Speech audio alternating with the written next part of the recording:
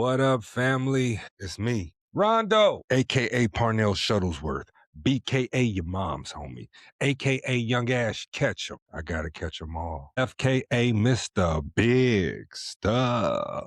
And my pronouns is Black Matrix. And I would like to welcome y'all to the Treehouse out of Chicago. This is 77 Tree, the podcast, in conjunction with the Bella Boys. Here's where we discuss wrestling and all things associated with it. Whether it's your first time checking us out or you've been here before, do me a favor. Make sure you're subscribed. Make sure you're following. Make sure you're liking. Make sure you're rating and reviewing. Make sure you're tapped in with the squad. 77 Tree is available wherever you get your podcast. Spotify, Apple, as well as YouTube on my page, Rondoughs023. And I'd like to thank you guys in advance as well. Let us move forward with the episode. Today's episode, we are reviewing the June 1st, 2026 episode of Monday Night Raw on Netflix. This is the first Raw after Clash in Italy, and this pay-per-view was pretty good. They did their thing while they were out there. I believe it was the first time doing that stint far as the European joints go. But what I will say is this pay-per-view, or PLE, I'm sorry, did not disappoint. I'll just run through the winners and losers of the match card. To start it off, we had Cody versus Gunther. It was a pretty good match. Cody won, but Cody won with heel tactics that Gunther has tried to capitalize on. Cody is your winner. But I think this leads to a Cody-Gunther rematch, and Gunther could potentially beat Cody for the belt. If that happens, then you could have Cody back in the hunt, which is when we like him the most. And dare I say, you can even tease or present the heel turn, because maybe he can't get it going the first couple of times, and he turns to the dark side, or shall I say Heyman, or something along, I don't know. I'm just real quick thinking out loud. After that, we had Rhea versus Jade, standard Rhea Ripley match. She retains the title, beats Jade with interference involved. Not on Rhea's part, but Sol Ruka versus Becky Lynch for the women's IC title was next, ref by Miss Carr. Sol Ruka pulled out the upset and beat Becky for the title. Also, the Clash in Italy review is up, or it is on its way up, depending on when this episode goes up, but I'm just running through it real quick. Next, we had Brock versus Oba Femi, part 2. This was the best match on the card. This was the best match of the evening. Brock got in there, went to work, but the things he were doing weren't enough. He had to resort to different tactics. He had to figure out different way. Like, he went ham anyway. Brock, after 7 F5s, pins the ruler, Oba Femi. And we are now tied 1-1 between Oba and Brock Lesnar. And for your main event, you had Roman Reigns versus Jacob Fatu for Tribal Combat. The loser must acknowledge the winner as the tribal chief. A lot of people say this match was really good. I thought it was all right. Maybe I need to rewatch it for the storytelling aspect. But Roman Reigns defeats Jacob Fatu. So Jacob Fatu now has to acknowledge Roman Reigns as his tribal chief on Monday Night Raw. Let us move forward with the episode. Starting off, black SUV pull up. My apologies. A black SUV pulls up. The Usos and Roman Reigns hop out. Roman gets handed his title. Roman don't ride with the belt no more. Wherever he at or wherever he gonna be, he got a belt handler. And it ain't Jake. Somebody is always at the arena with Roman's title when he pulls up. He don't move around with the belt, y'all. Jacob Fatu has to acknowledge Roman Reigns as his tribal chief. I believe they're in Italy. Could be wrong. Or Paris, I forget, don't quote me, but it's Italy. I was right. The crowd is on fire out there. Roman has the crowd acknowledge him. Jay hit him with a, "Hey, Oos, first day on the job. Hey, he already late. Yeet." Looking ass. Jay, he dropped that, you know what I'm saying? So Roman summons Jacob Fatu. Fatu pull up. He looked distraught. He looks disheveled. After he gets in the ring, he explains why he looks the way he looked. Because he knew what he was getting into. He knew what he signed up for. And he knew what he would have done if he would have won. He's like, but he lost. And he lost in front of his children and his family. But he didn't lose to your punk ass, Jay. And he made sure to let him know that. There was a point where Roman was out of frame. And Jacob said, No, Jay said something to Jacob, and Jacob stepped up to Jay, nose to nose, damn near. And the way the camera was angled and the shot, it kept capturing Jay looking side eyed, trying to look at Roman to see what Roman he was going like. Now, I believe that's going to play into some type of turn for Jay. I don't know if it's a heel turn. I don't know if he gonna lead a bloodline, but I'm watching for all these little nuances. I'm that's how I watch it anyway. But that has stood out to me from the jump. I don't know what it means, but that happened anyway. So after all of that, Jacob acknowledges Roman Reigns as his tribal chief. Jimmy grabbed a mic and they basically cut the promo like Bloodline is back. It's the one that shot to the locker room. Bah! They the twos and we the ones. And Jacob is in the back and he throws his one up. And now originally it looked like they was teasing something, but no sir. Jacob threw his one up. He hit the shake. It's lit. Bloodline might be a problem in the upcoming months. I'm just going to say it. If they could figure out some way to link Solo and the MFTs, do y'all understand what that'll do to the wrestling bit? Like, that's the equivalent of a Samoan version of the NWO, except for they're legit in charge. Dwayne is still a chair on the board of TKO. I need y'all to remember this, and I'll get right back to the episode. Sidebar. The Rock got his daughter a tryout for WWE, developmental, whatever. She makes it through. She's on NXT. She appears with Joe Gacy, and I believe it was Trick Willie in the beginning, and their little faction. That shit didn't work. They broke it up. She couldn't cut the mustard, maybe because her heart wasn't in it. She wasn't good at it. Any other person gets cut, gets dropped. But you're already at developmental, so you can't go back any further. She gets the GM, the on-screen GM role. That was essentially Triple H's job when he was in charge of NXT. You know how the GM works. If you don't know, the GM, whether it's an on-screen, well, it is two different things. The GM on-screen is mainly like a TV character, but they're a kayfabe in charge of making all of the matches and the rules and signing off on shit, this, that, and the third. I.e. Nick Aldis and Scrap Daddy, Adam Pearce, for you newbies out there. But yeah, I mean, come on, man. You know that's The Rock doing. Not to mention Shawn Michaels, my favorite wrestler, and Dwayne Johnson have had beef for the longest. They don't get along. They will never get along. That's why I always say smartest shit that The Rock did was get famous, because stories go that Triple H and Shawn Michaels made it very difficult for certain wrestlers they weren't fans of, and The Rock was on that list. Not to mention, I believe the story goes, and this is old, I'm sure they've spoken, and I don't know about patching things up, but Sean disrespected The Rock's grandmother in some fashion. If you ever seen The Rock show that he had on NBC/Peacock, everyone on the show was pretty much a visual representation of what they were when The Rock was in the business. So The Rock came in 96. You didn't see Triple H. You saw Hunter Hearst Helmsley with the long ponytail and the, I call them jockey pants with the knee pads. You see Farouk. Did anyone notice that Shawn Michaels was not in that show, except for that he was? There was this one black guy. He always wore a Canadian tuxedo with the sleeves cut off. He had a black ponytail, long ponytail, and the character was African American. I forget his name. Drop it in the comments if you know what I'm talking about. That was Shawn Michaels. The Rock did not like Shawn Michaels so much. He didn't even put him in his real/fiction television show. He represented Triple H. Every wrestler that The Rock came across, announcers, Jimmy Hart, Pat Patterson, everyone's in this series. It was 1996. Shawn Michaels is not, and Shawn Michaels was there. Shawn Michaels was the champ. There's even the scene where the Shawn Michaels character is talking to Vince McMahon, formerly known as He Who Shall Not Be Named. He Who Shall Not Be Named. But yeah, that's how much The Rock hates Shawn Michaels. Didn't even put him in the show. But just rolling back, imagine if the Bloodline took control.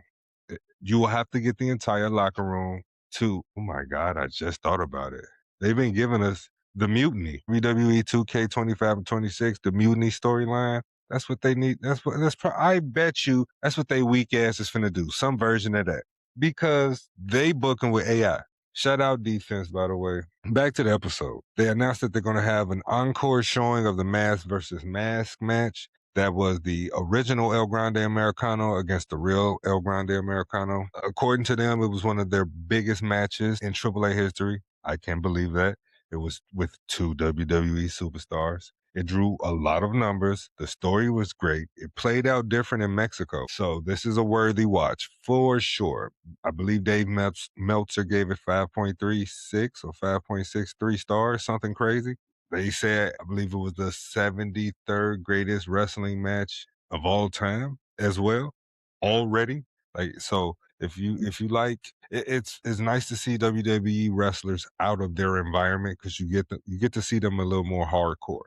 It's like when they leave and are able to go to New Japan or AEW and they can get a little more gritty, like Jon Moxley. If they would have let Moxley do what he's doing now in WWE, he could have been this generation's version of Mick Foley. He's Cactus Jack over there. He is a dog, but they wanted to relegate him like the PG shit, and I get it, but that's not what Mox's on. Even now, he started a faction that's kicking ass and taking names.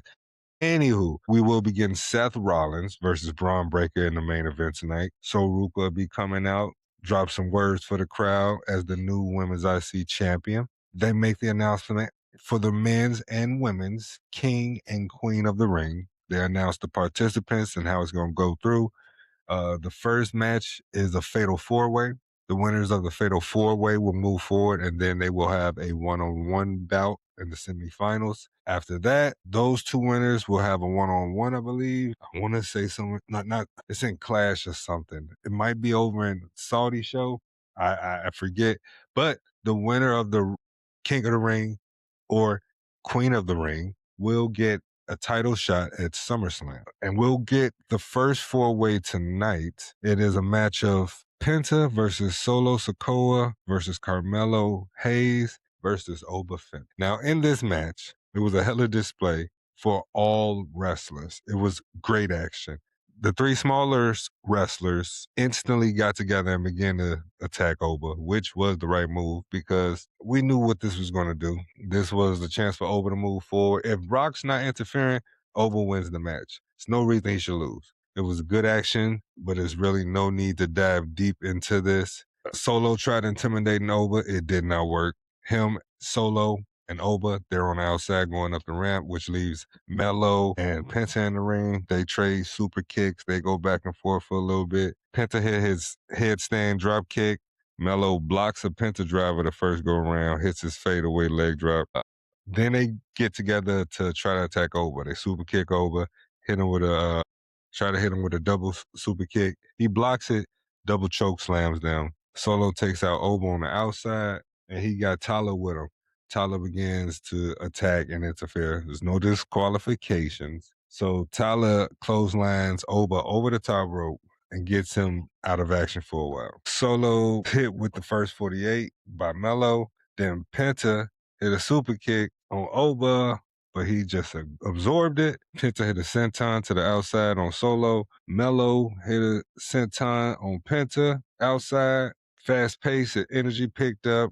He's getting ready to finish off this match. Penta and Solo exchange strikes. Penta driver on Mello for a 2. Oba gets back up from out of the barricade from the audience area and just runs over everybody. Pushes him up, throws Mello into the corner. He hit a spine buster on Penta. He choke slammed Tala on the outside through the announce table, except for he threw him over it. Then he hit a fall from grace on Solo for the win. Oba Femi wins the first fatal four-way. He's moving on in the match. So we pretty much knew that's what was going to happen. No interference, no reason he should be losing. Straight up like that. We're going to take a quick break. When we come back, we're going to complete the episode or at least keep going from where we left off. Y'all hang tight, yo.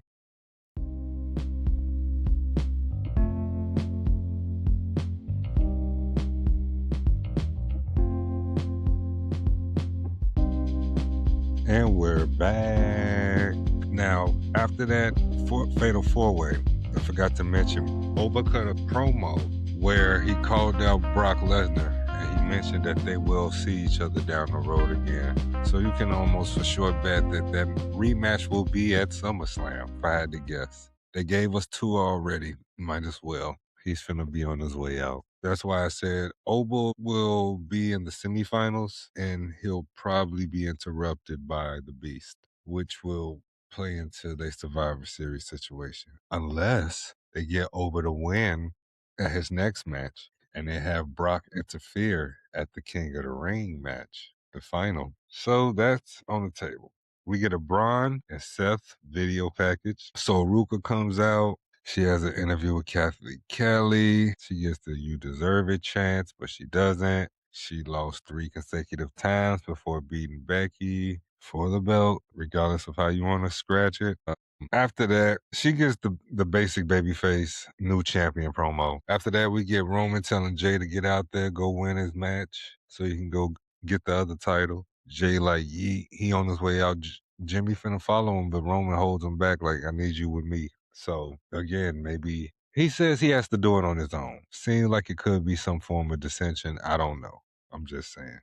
We get a match with Dragon Lee and Rey Mysterio. Pardon me. Dragon Lee and Rey Mysterio versus Rusev and Ethan Page in a tag team title match. It's a really good match. I would suggest you go check it out. I'm a big Ethan Page All Ego fan, and the work he's been doing is tremendous. They're all trying to get at the IC title that Penta has. He wants to face Ray for it. Ego is trying to, Ego had his shot at Saturday night. He lost, but he wants his rematch. Meanwhile, Rusev has not been able to advance to get his shot. So we'll see what happens over there with that. Penta and Dragon Lee win. Well, not Penta. Rey Mysterio and Dragon Lee win, by the way. But you get a scene with Adam Pearce talking to Penta about some match, but then LA Knight walks up like, don't even try to walk away type deal. You know what I'm saying? Very, very hilarious promo with LA Knight. Yeah, talking to Adam Pearce. He said he was feeling oozy. Well, you feeling oozy? Adam, you feeling oozy? Like, LA Knight is golden. He told him he should get him a shirt because he's the honorary ooze, as well as Adam Pearce trying to plead his case like he's not working with the bloodline. He's trying to keep the blood in line or whatever he said. But he kept, and LA Knight was like, whoa, he put up his one hand. I was like, oh, no. LA Knight he's golden on the promos, man. Check that out if you didn't see it. For sure, it's hilarious. Like, me repeating it doesn't know justice without somebody to play off of, pause, but it was hilarious. After that, we get a recap of the Mass versus Mass build up. Then we get our next 4-way for the Queen of the Ring. It's Io versus Lash versus Roxanne versus Julia.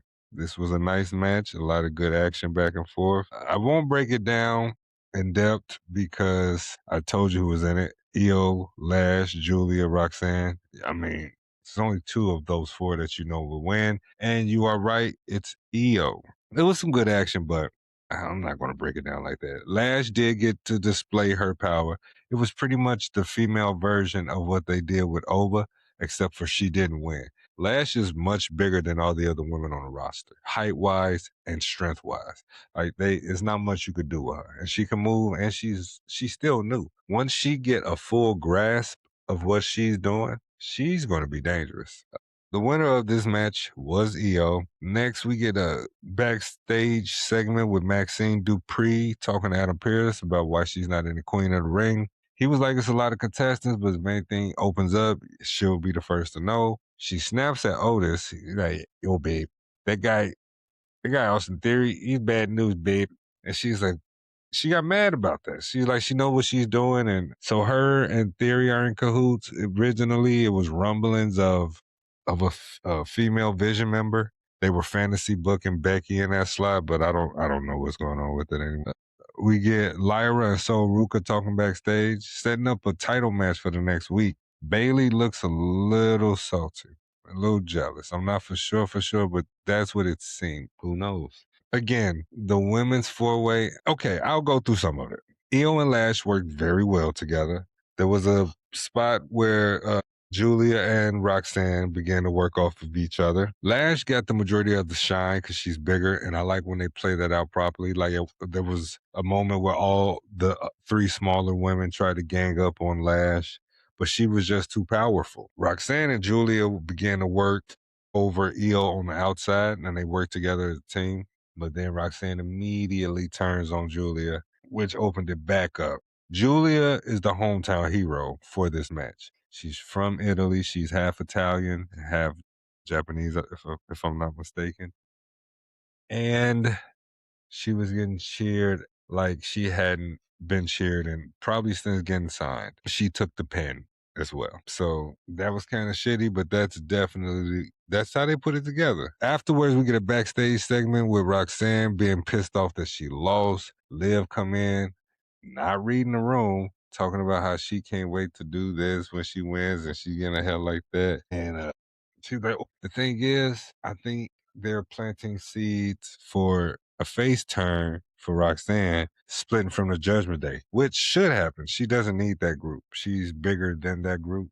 And that's respectfully saying that. So we're going to see what's happening. Seeds have been planted. But we're going to take another quick break. After that, we coming back and we're going right into the main event. Seth freaking Rollins versus Braun Breaker. Oh, and I hope that's the last time we got to see this shit. I'll be back in a little bit. Hold on.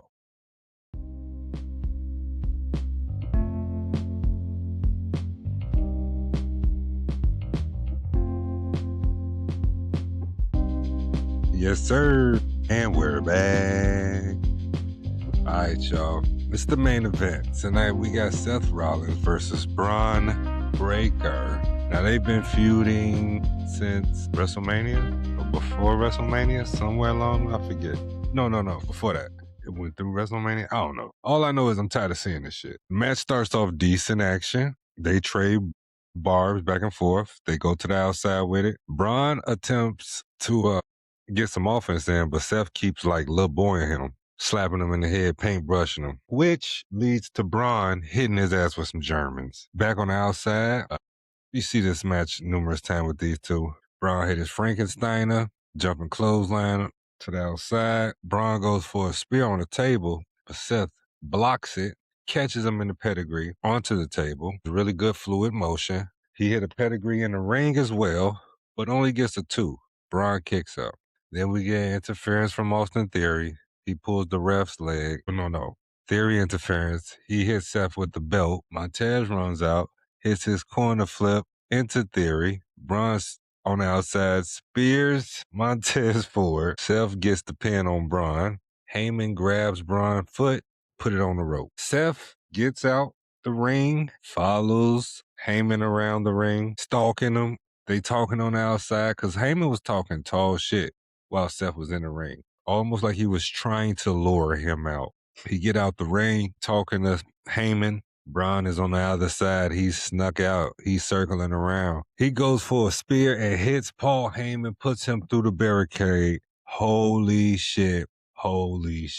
Seth slides out the way. He pick up the title. He slide in the ring. Braun get in the ring, goes to hit the spear on Seth. He hits the belt and knocks himself out. Seth gets up, hits a stomp for the 1, 2, 3. You are now officially done with this rivalry. Seth Rollins wins, courtesy of Seth being smart and doing the old Bret Hart tactic, using the belt like a shield, hit the stomp for the win. And that's how this episode of Raw went off. Pretty basic episode. Notice Liv Morgan still had no challenger or direction for storyline. They're teasing something with Roxanne. Most likely it's a face turn. Finn Balor is now on SmackDown. SmackDown is heating up. Sami Zayn has just about completed his heel turn, even though it's not one that anybody particularly asked for. It just kind of happened. I'm not mad at it. I'm glad. But again, we got the reviews going. It was a rough couple of weeks, but y'all already know. It might come late. It might be a little choppy, but that shit gonna make it. I'm gonna get it out there. And that's my promise to you, my consumers. Uh, Again, if you like what you hear or you got any comments or critiques you will want to leave with us, please feel free to comment on whatever platform you're checking us out on. We do respond. You can find me on Instagram under Parnell_Shuttlesworth. I'm on the PS5, yo_moms_homie. On TikTok, I am Rondoughs01. That's RONDOUGH01. And on Snapchat, I'm Ronnie Doe, RONNIEDOUGH. As well as Twitch. I'm your mom's homie as well. I think that's all the tags. The new Scary Movie 6 is out. I don't know if y'all call it Scary Movie 6 or just Scary Movie, but that joint is out. I got to go see that and support. Juneteenth is coming up.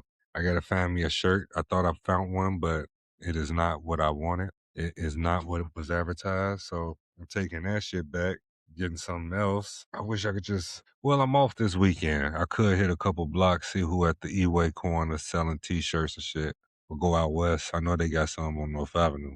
Right there, probably on North Avenue in Austin the whole time. Anyway, I appreciate y'all staying locked in with me. I got some more shit to record. I'm finna try to load them up for you cats. You know what I'm saying? I got one in the bank, 2 in the chamber. We about to get busy for you fools. Anyway, I'm gonna get up out of here. You know my name. Rondo, a.k.a. Parnell Shuttlesworth, b.k.a. your mom's homie, a.k.a. Young Ash Catcher. I gotta catch them all. F.k.a. Mr. Big Stuff. My pronouns is Black Matrix. And I'm working on something for this guy. You know what I'm saying? Stay classy. Take it easy.